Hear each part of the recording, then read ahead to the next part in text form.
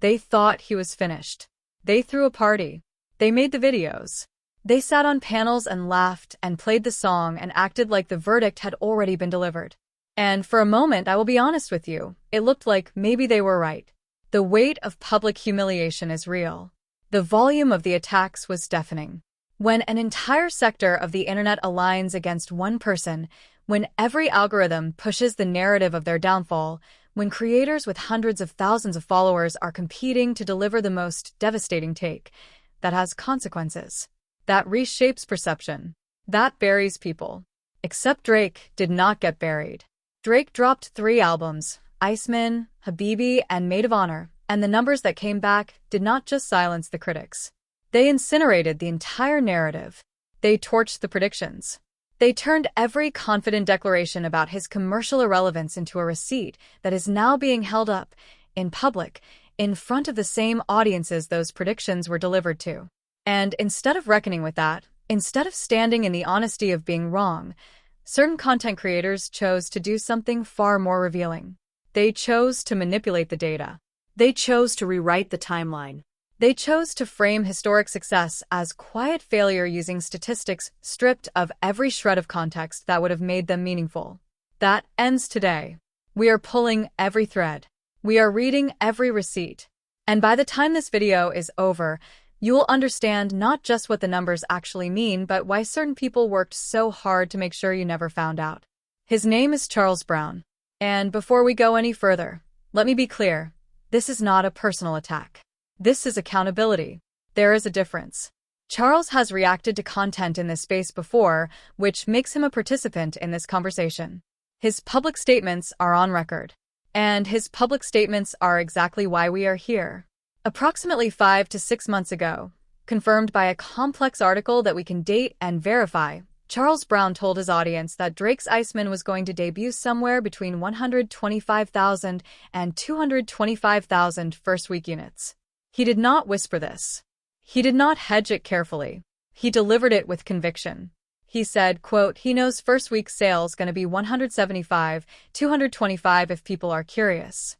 That is a declared, public, audience-facing prediction. And when those numbers came back shattering far beyond that range, the response was not acknowledgement. The response was fog. Suddenly, it was something he said a year ago. Suddenly, the memory was unclear. Suddenly, the statement existed somewhere in a distant past where no one could precisely locate it. But the complex article exists. The timestamp exists. The receipts exist.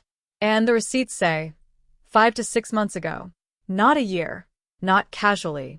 On the record. With confidence. And here is where it gets darker. Because Charles did not just make the original prediction and go quiet.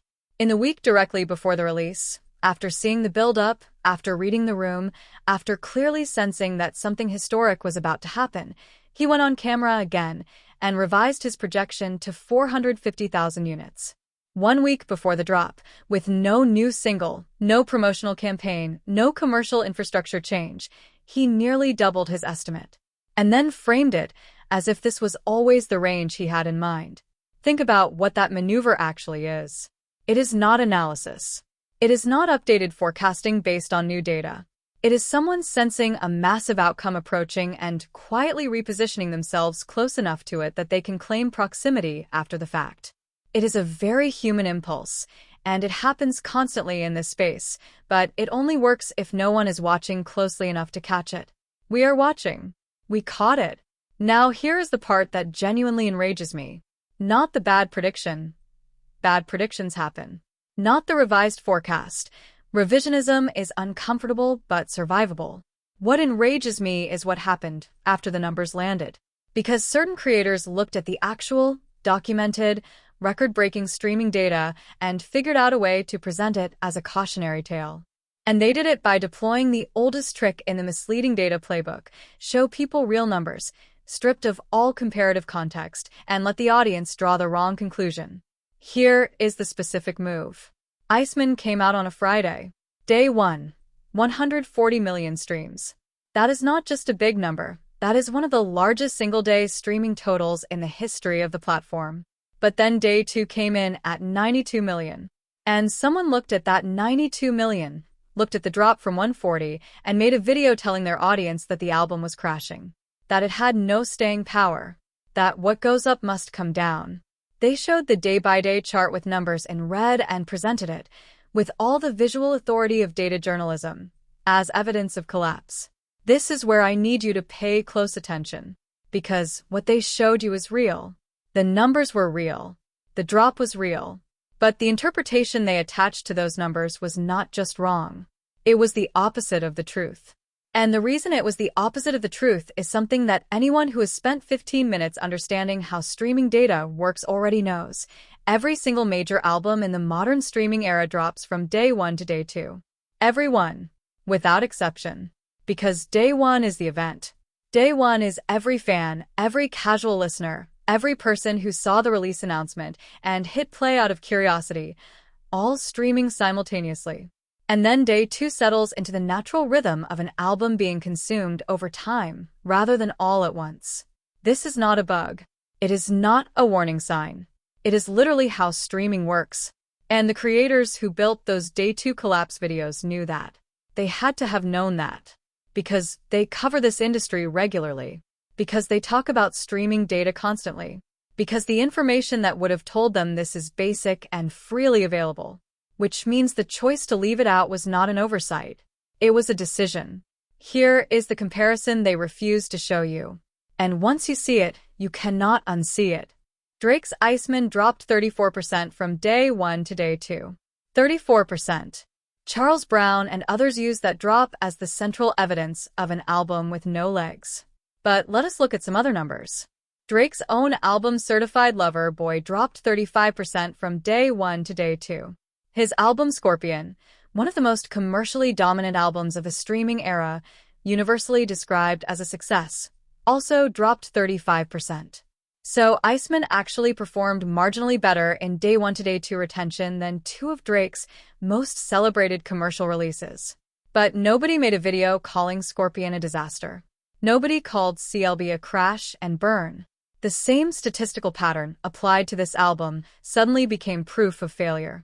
And then there is Kendrick. Because we are not going to pretend that Kendrick is not the comparison point here. GNX, the album the internet crowned as the definitive cultural statement, the album positioned as the decisive verdict, GNX dropped 29% from day 1 to day 2. And certain creators pointed at that 29% and said, see, Kendrick held better. Smaller drop. Stronger staying power. But here is the thing they buried. Kendrick released GNX in the middle of the afternoon. Not at midnight. Not at the standard start of the tracking window. In the middle of the day, which means the album lost approximately 7 hours of day 1 tracking. 7 hours of listeners who simply had not had the chance to stream yet because the album was not available. Those listeners moved their first listen to day 2, which artificially compresses the day 1 number and inflates the day 2 number. The 29% drop is not a sign of superior retention. It is a mathematical outcome of a non-standard release timing. Any honest analyst looking at that data knows this immediately. The dishonest move is to present the 29% without mentioning the release time at all. I want to be completely direct about something. I am not here to take shots at Kendrick Lamar's music. GNX is a real album with real artistic merit, and the people who connected with it deserve to have that connection respected. But this is not about music quality. This is about data honesty. And the data, when presented with full context, tells a very different story than the one being circulated. Hold on right here, right now, before we get into the records that are literally rewriting history, I need you to do one thing. If you have watched this far, and you have not yet subscribed to this channel, you are leaving something on the table. This channel is built on one thing, the full picture. No agendas, no narrative manipulation, no goalposts moving. Just the data, the context, and the accountability. Hit subscribe. Hit the bell. And drop a comment right now. Tell me, was this the greatest commercial week in hip-hop history? Because I am about to show you why the answer might genuinely be yes. Now, let's talk about what actually happened. Not the framing. Not the spin. The documented, verifiable, permanent record of what Drake just accomplished. He released 43 songs across 3 projects. The following week, 42 of those 43 songs appeared simultaneously on the Billboard charts. The only song missing is an interlude, a track not designed to chart in the first place. 42 simultaneous charting songs from a single artist in a single week. This has never happened before. Not in hip-hop, not in pop, not in country or R&B or rock or any commercial genre tracked by Billboard. No artist in the history of that chart has ever put 42 songs on it in the same week. This is not a milestone. This is a new category that did not exist before Friday. And here is what makes it bulletproof. No bundles. No t-shirt packages attached to album pre-orders. No vinyl schemes. No Amazon storefronts with fan club exclusives. No retail configurations designed to game the unit count methodology. Just streams. Just real people making real choices to press play. Taylor Swift uses bundles. Travis Scott uses bundles. These are not criticisms. They are legitimate, legal, industry-standard commercial strategies. But they inflate unit counts in ways that do not purely reflect organic streaming demand. Drake made the choice to publish without any of that infrastructure. And the result was still the most charted week any artist has ever produced. Now I need you to pause on that for a second, because the conversation happening in certain spaces is about whether these numbers are legitimate, whether they reflect real engagement, whether they can be trusted. And the answer to all of those questions is embedded in the decision not to use bundles. If the goal were purely to manufacture impressive numbers by any means available, the bundle route is sitting right there. It is legal, it is proven, and it would have produced a number even larger than what we saw. The choice to skip it entirely and still produce a historically unprecedented result is the clearest possible signal that the demand is organic. Imagine, just seriously sit with this for a moment. Imagine if he had done everything. 3 albums, bundle sales, vinyl pre-orders, fan club packages, the full commercial infrastructure that his market position could absolutely support. The number would have been so far beyond anything that has ever been recorded that we would be talking about it differently. We would not be debating whether it was legitimate. We would be using it as the standard everything else gets compared to for the next decade. He chose not to. And it still broke every record available. Drake is now on a documented trajectory to surpass Michael Jackson in terms of Billboard chart performance. Most #1 singles by a rapper, incoming. Most #1 albums, incoming. And in the category of all-time charted singles, the records that Michael Jackson has held for decades are about to be rewritten. I want to say something carefully here because I know how that sentence lands. Surpassing Michael Jackson in chart performance is not the same as claiming to be a better artist than Michael Jackson. These are not the same statement. Michael Jackson is the singular entertainer of the modern era. The dancing, the vocals, the theatricality, the cultural bridge building across race and genre and continent, the visual invention, the philanthropy. Mike is in a conversation with no one. Mike transcends comparison. If you asked me right now to name the single greatest entertainer in recorded human history, I would say Michael Jackson, and I would not hesitate. But records are records. Statistics are statistics. And when you spend 15 years at the top of an industry as competitive and as unforgiving as commercial music, when you put up the kind of sustained, documented, chart-verifiable numbers that Drake has put up across the span of a career, eventually those numbers land in the same sentence as the greatest names in the history of the medium. Not as an equivalence, as an acknowledgement of scale. This is why the cover of Iceman features Michael Jackson's glove. Drake has reportedly owned that glove and the iconic sock for years. This was not a borrowed prop or a stylist's decision. It was a deliberate, considered message placed on the cover of an album that was always going to arrive at this historical moment. The message is not, "I am Michael Jackson." The message is, "I see you. I know what you built. I revere what you represent. And I am coming for the record." That distinction between reverence and competition is what separates the gesture from arrogance.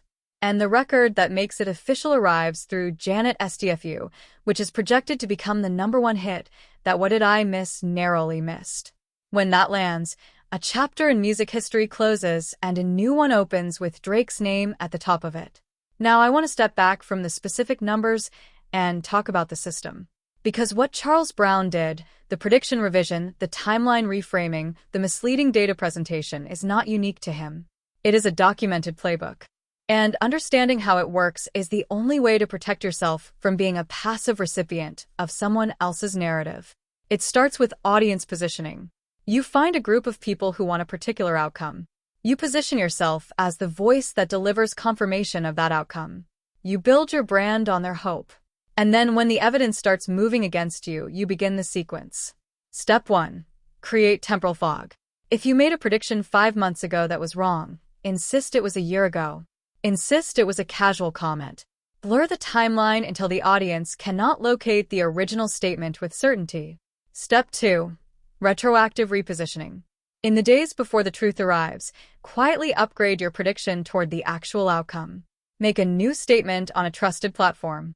When the result lands, point to the new statement. Never acknowledge the gap between the original and the revision. Never address why the projection nearly doubled in the final week without any new data to support that change. Step 3, and this is the most dangerous one, weaponize data. Do not deny the results outright. That would be too obvious. Instead, find the one data point that can be made to look alarming with the right presentation. Show the day 2 streaming drop. Show the red numbers. Use the language of concern, crashing, burning, no staying power, while displaying statistics that, in full context, tell the complete opposite story. Let the audience reach the wrong conclusion from technically real numbers. And when someone calls it out, claim you were just reporting the data. This sequence plays out constantly in the content creator space. The reason it works is not because audiences are foolish. It is because the manipulation is sophisticated enough to hide inside the appearance of legitimate analysis. Real data, real charts, real numbers, just without the context that would make them honest. And the only counter to it is exactly what we are doing right now, pulling the data into full view, adding every comparative reference point, and letting the truth stand in the open where no amount of framing can distort it. We have to address the bots.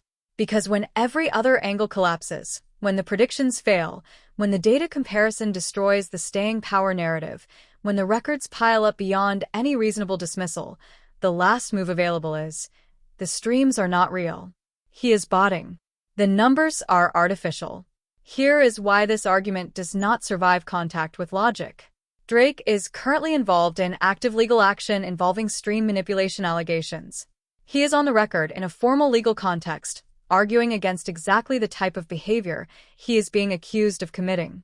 The idea that someone would simultaneously pursue legal proceedings against stream manipulation while running their own stream botting operation, while their label is auditing everything, while the platforms are watching, while the entire industry is scrutinizing every number, is not a conspiracy theory. It is something lower than that. It is a logical impossibility dressed in a take. But let us go further. Bots are not Drake-exclusive technology. If artificial stream inflation were achievable at the scale being alleged, enough to manufacture 140 million day one streams and 42 simultaneous Billboard entries, then any label, any manager, any artist team with the budget to access that infrastructure could deploy it. The tools exist. The marketplaces exist. If the goal were simply to manufacture historic chart performance through artificial means, Drake could have used bundles. He could have used every legitimate commercial strategy available. He chose not to. Which means the only scenario in which the bot theory makes sense is one where someone looked at the full range of legitimate, legal, industry-standard tools that would have produced enormous numbers, decided not to use any of them, and then chose to risk their entire legal position, their label relationship, and the credibility of an ongoing lawsuit by botting instead. Use the logic. Follow it all the way through. And notice where it lands. The streams are real. The listeners are real. The numbers are what they are, because people chose to press play.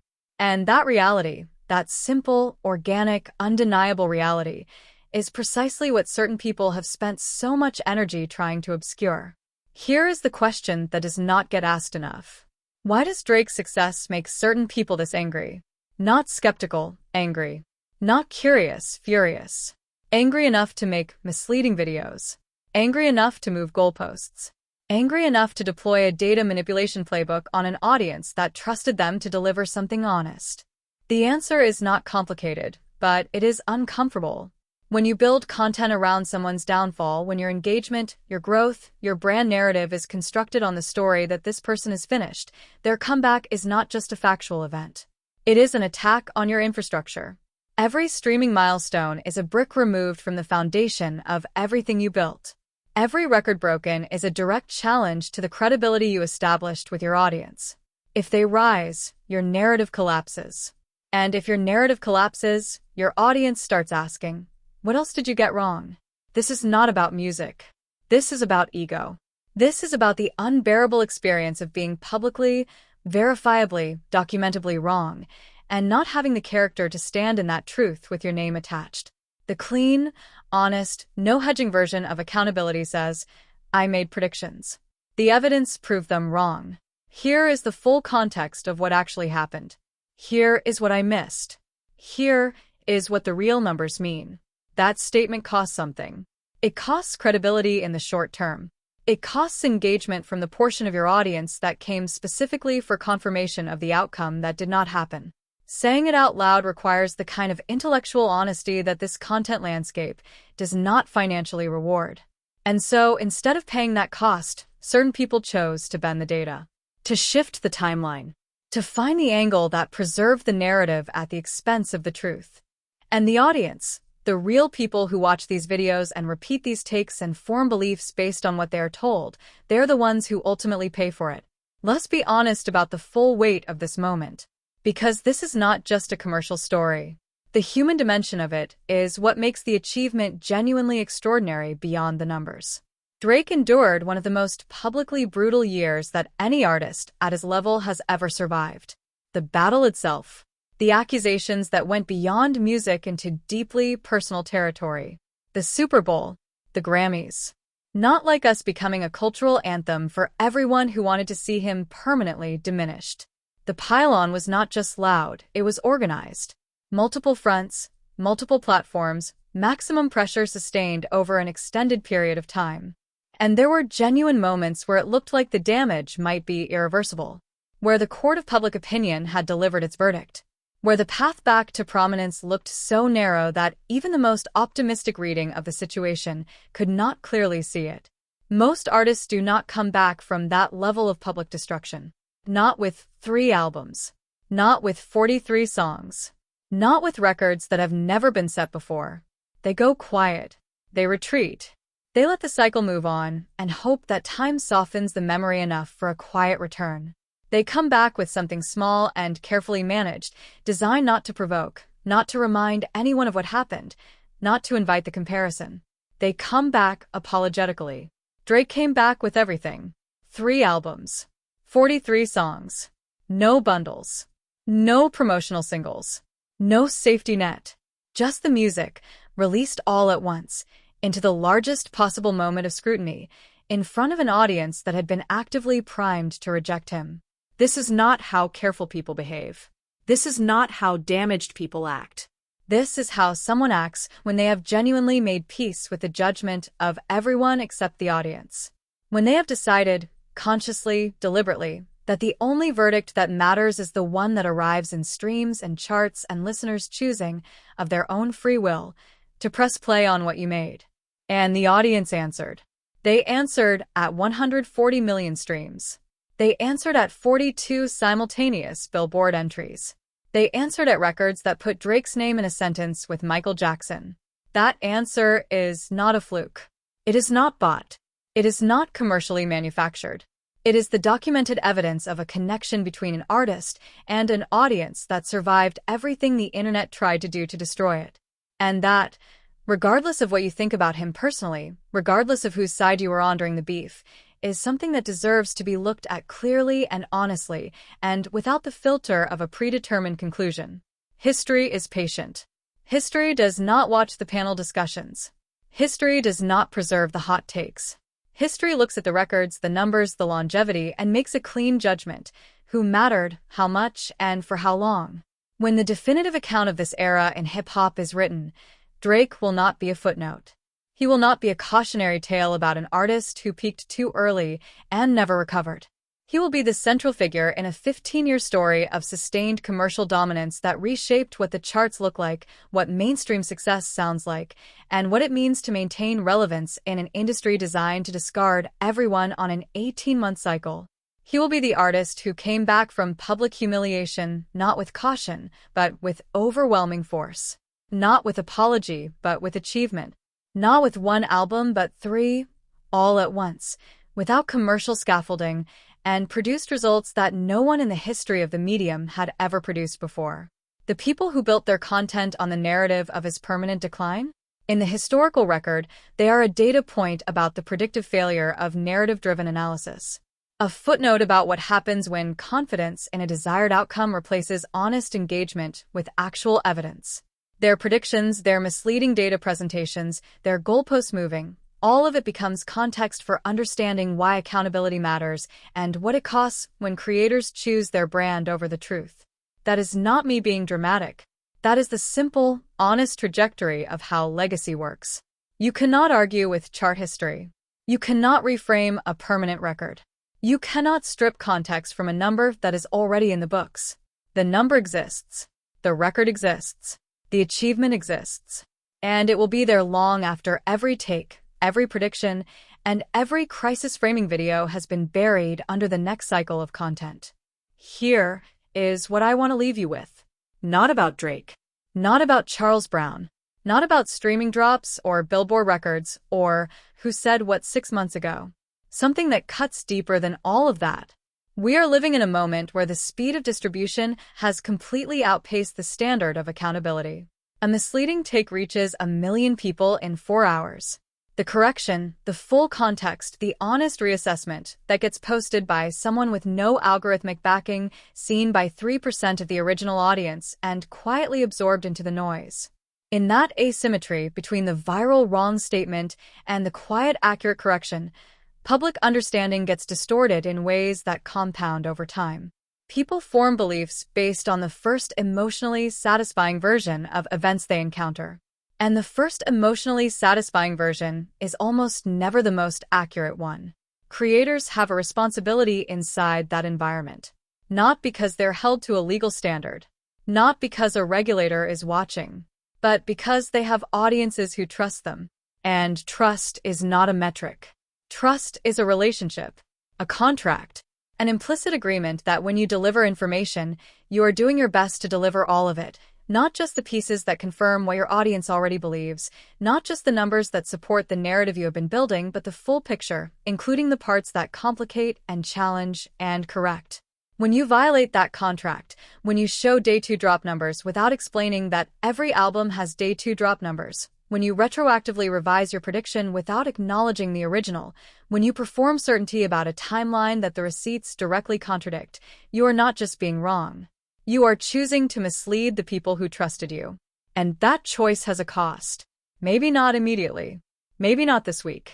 But the internet has memory. The receipts are always somewhere.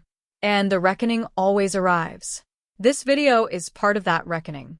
Not because I have a personal grievance, but because the audience deserves the full picture. Because the numbers tell a story that is genuinely historic and genuinely remarkable, and that story was nearly buried under a manufactured crisis designed to obscure it. Because Drake, whatever you think of him as a person, whatever team you were on during the beef, did something this week that has never been done before. And that deserves to be documented accurately, analyzed honestly, and acknowledged without the filter of anyone's preferred outcome. 42 songs on the Billboard chart. 140 million day 1 streams. 3 albums, without a single bundle. Records that are about to surpass Michael Jackson. A comeback that the internet tried to prevent and failed to stop. History written in real time, in public, in front of everyone who swore it was not coming. It came. And no amount of goalpost moving changes a single digit of it. But here's the thing nobody is talking about yet. Here's the thread that is quietly pulling on everything else. The chart performance, the legal proceedings, the industry response, the follow-up releases, there is a next chapter to this story that is going to make this week look like the opening act. The ripples from what happened last Friday are still spreading. And when they land, when the full weight of what just happened settles into the industry, into the conversations, into the competitive decisions being made in studios and boardrooms right now. The story is going to shift in ways that none of the prediction makers anticipated. None of the narrative builders planned for. None of the goalpost movers can escape. We are going to be here for every piece of it. Every number, every record, every misleading take, and every moment the receipts catch up with it. Every chapter of the comeback that is clearly not finished yet. So subscribe right now. Hit the bell. Because what is coming next is bigger than this week. And when it arrives, you need to already be here. The people who thought this story was over, they thought wrong once already. And they're about to be wrong again. Stay close.